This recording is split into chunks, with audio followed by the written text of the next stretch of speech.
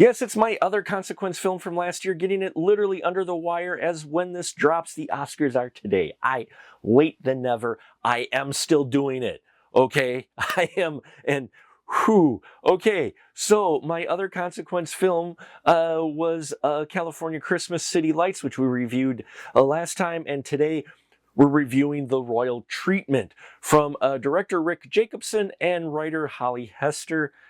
Okay. We get the story of Isabel, who runs a small salon with her family in their neighborhood. She's a very kind soul. She helps out the kids. She gives donuts to various folks. She's just a very wonderful person running this salon.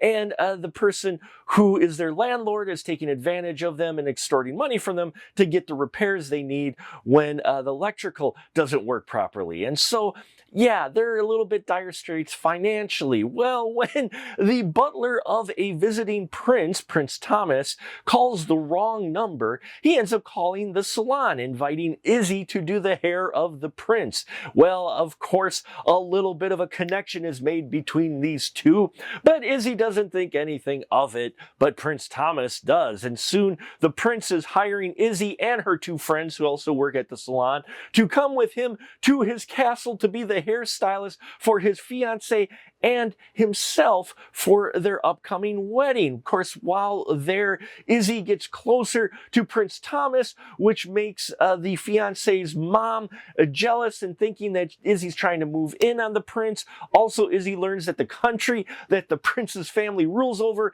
isn't as hunky-dory and touristy as they make it look, as she literally goes over the tracks to the other side of the tracks to see where the rest of the people who are living in not so great conditions live, especially the kids who have a school that's barely furnished or anything. And with the help of Izzy, not only does she help Prince Thomas see the light of how his family's treating their country, but she has his heart grow 3 times the size it normally was towards her, which actually kind of works out for both the Prince Thomas and his fiancée, of course. Yeah, but yeah. Whew, I know that's a lot. There's a lot. This film, I see why it was picked as a Consequence film, and yes, it was tough to watch. And the reason it was tough to watch was I felt like, wow, this feels like, yeah, a Disney Plus kids show that just happens to have adults in the roles of kids. Now, that's not to say people, the folks behind it didn't put forth their best effort or whatnot, but this film, from start to finish, is just, it's definitely fairy tale-esque. Okay, now Laura Marano is Isabel. Izzy, she is the kind-hearted soul that everybody loves, that she doesn't really have a jelly body, bone in her.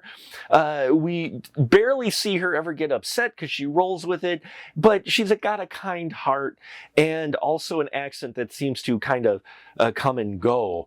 But yeah, she does fine. Mina Moussaoud plays Prince Thomas. Yes, Aladdin. The guy in the live-action Aladdin is in this as the prince.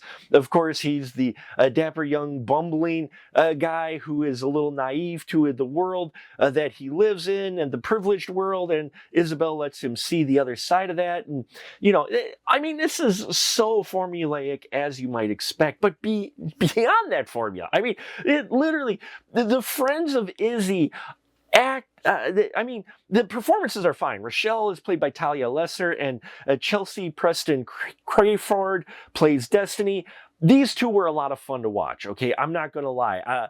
Of our characters, once again, we have a thing where the side characters are far more interesting than our main characters because they're a little least different, right? And they play it up, but they are definitely the comic relief and almost cartoonish in many ways. A lot of this film is cartoonish, including the hairdresser at the castle who teaches Rochelle and Destiny how to properly be hairdressers because they're a little bit extravagant, and teach them how to be royal, I should say, hairdresser. Valentina is played by Amanda Billing. I thought she did well in here.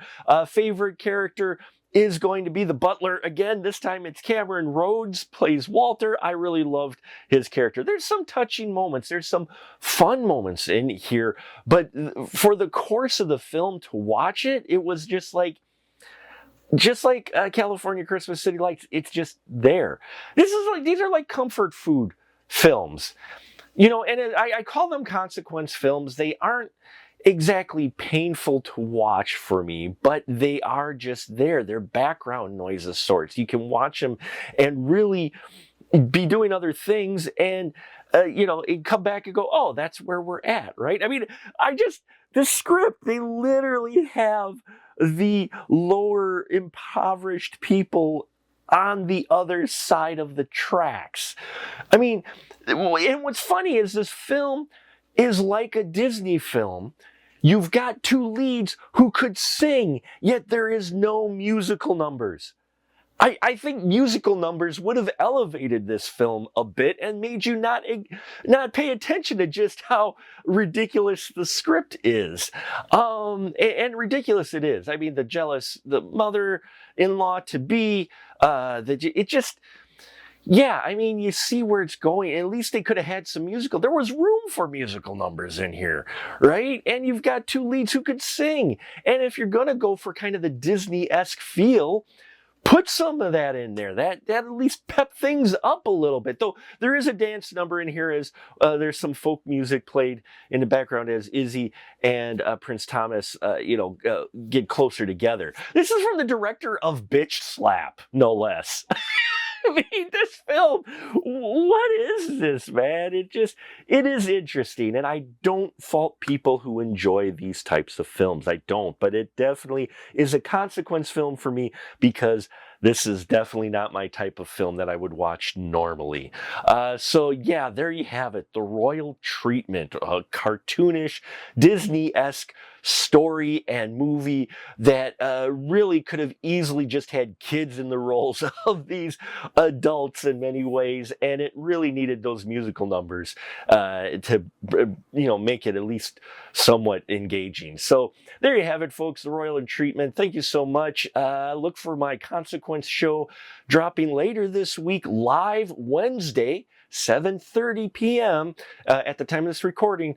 And look for my 97th Oscars prediction and consequence show. We'll see how many I get wrong. This year is going to be a bit rough, I think. So thank you for your support. And until next time, remember, keep that ticket stub.